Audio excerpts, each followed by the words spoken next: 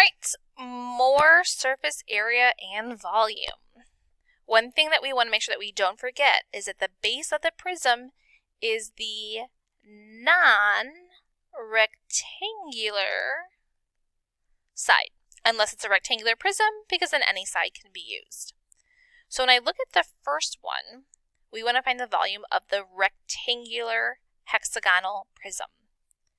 I know it's a hexagonal prism because it's the non-rectangular side. So the base here is this side right there. That is the base of my hexagon, the non-rectangular side. We should always have our formula sheets out right in front of us. I'm looking for the volume of a prism, and the volume of a prism is base area times height. We just said that the base shape is a hexagon. This is our hardest shape. So the area, our big B is the area of a hexagon. We have a special formula for this. This is going to be 6 times side squared root 3 all over 4. So we are looking for, all we need for this is this side length. And I'm given the side length, which is awesome. So this is 6 times 6 squared root 3 all over 4. Now root 3, that's not a nice number. So in my calculator, I'm going to leave that out for right now. I'm going to do 6 times 6 squared divided by 4. If it's a decimal, then you have to math frac it, but we're lucky it's not. This becomes 54, and then we put that root 3 back on it. So it's base area. We're going back to our volume formula. We find that the base area was 54 root 3, the area of that regular hexagon, times the height. Now remember, this is the height of the prism. That is, how far does the prism get extended? How far are you extending that base? Here's our base. We are extending that base 8 centimeters. So it's 54 root 3 times 8. We're going to stick with the exact answer. So we're not going to use the root 3 in our calculator because it'll give us decimals. We do 54 times 8. We find that the volume is 432 root 3. Since we have volume, it's centimeters cubed. Remember, prisms have that consistent shape the whole way. Our base of our hexagon was extended for 8 centimeters. So 8 is the height of the prism. Number 2, we have the total surface area. We identify our shape, which in this case is going to be the cylinder. We go to our formula sheet, and we find that our total surface area is perimeter times height plus 2 big B's, which is base area. We start with our first variable. P stands for the perimeter of the base. So in this case, we have a perimeter of a circle. Remember, that stands for circumference, which is 2 times pi times r. We see that we're given that the radius of this circle is 3, so 2 times pi times 3. The perimeter is going to be 6 pi plus 2, and then big B, we know big B stands for base area. Again, our base here is a circle. The area of a circle is pi r squared. So 3 squared gives us 9 pi. We have 2, because remember we have a top base and we have a bottom base. This becomes 6 pi plus 18 pi, giving us, oh, what did I forget?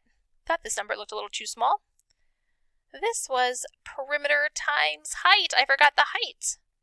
The height, how far are you extending that base? So the height of our prism is 16. So that's 6 times 16, giving us 96 pi plus 18. That sounds better. So our total surface area is 114 pi. We have area this time, so it's going to be feet squared. Okay, number 3. Find the total surface area. So we see that our shape is a pyramid. Identify your shape first.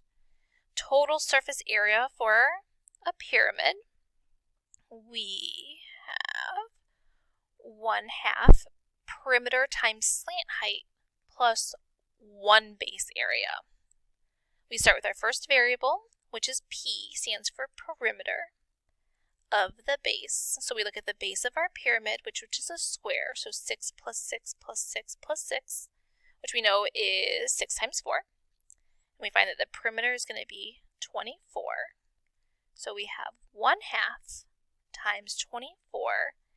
Now we need the slant height. We are not given the slant height here. We have to find the slant height. I am given the height of the actual pyramid is 4. The slant height is going to be this height right here. We can solve that because the height is perpendicular. The whole side is 6 from here to here. So if I look at the base, half of that base, half of 6 is going to be 3. So to find the slant height, we have to use the Pythagorean theorem. Leg squared plus leg squared is equal to the hypotenuse squared, which the hypotenuse in this triangle is that slant height. So 9 plus 16, 25, square root. Our slant height is going to be 5. Plus our base area.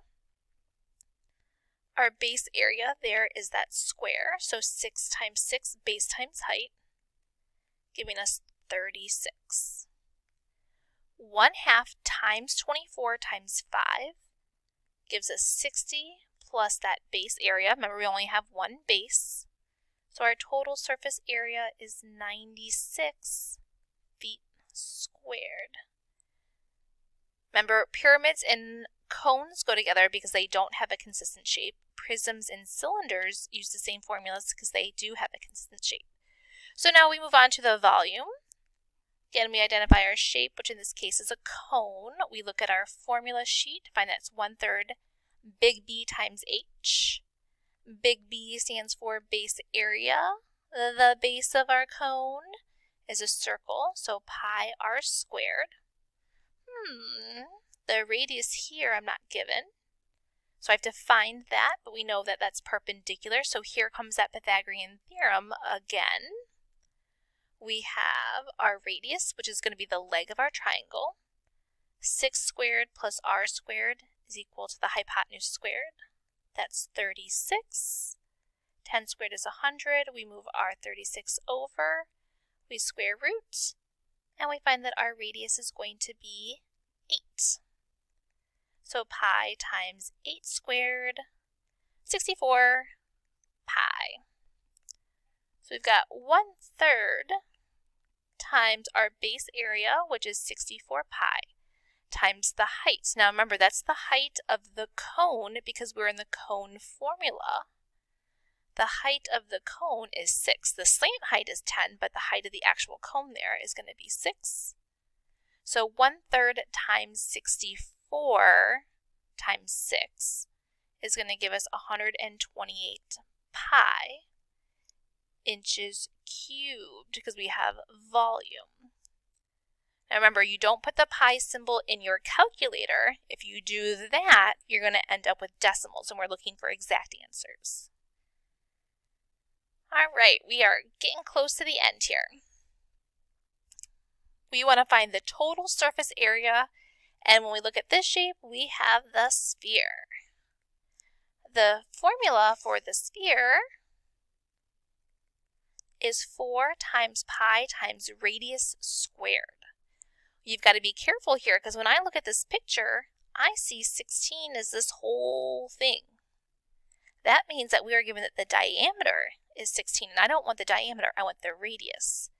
Now the diameter is the whole thing. The radius is just half of it. That means that the radius is 8. So we get 4 times pi times 8 squared.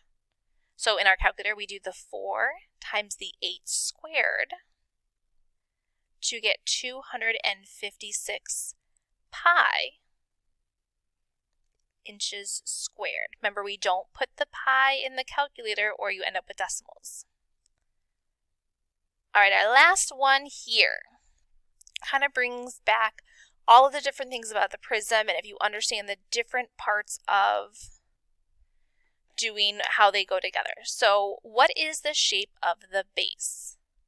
Remember, the base is the non-rectangular side. So you may want to say, oh, this is the base right here because that's what it's sitting on. That's not true. We don't sit always on the base. It's the non-rectangular side. So in this case, the base, the non-rectangular side, is this triangle. In the formula, 1/2, or area equals 1/2 base times height, identify the h. So we are in the area formula of the triangle, which means that this right here is representing the height of the triangle. The height of our triangle really could be either one of these, but we're going to say that 12 is the base, and we're going to say that 9 is the height of the actual triangle. So we're going to say h is 9, or we could argue that it's 12, but we're just going to choose 12 to be the base and 9 to be the height, because we know the base and the height are always perpendicular. Now if I switch gears, now I'm looking at the total surface area for the prism, and it's saying, what is h? You may want to say, well, it's the same thing. The h is the height. But this is for the area of a triangle, so I'm looking for the height of the triangle. This right here is the height of the prism. So that is how far in between the two bases. Here's my triangle, here's my other triangular base. How far am I extending those bases? I'm extending that base 10 centimeters. So 9 is the height of the triangle, 10 is the height of the prism. When you're choosing heights, you've just got to make sure that you're looking at the formula that you're using so that you know the height of which shape are you looking for. All right, that brings our surface area and volume review to an end.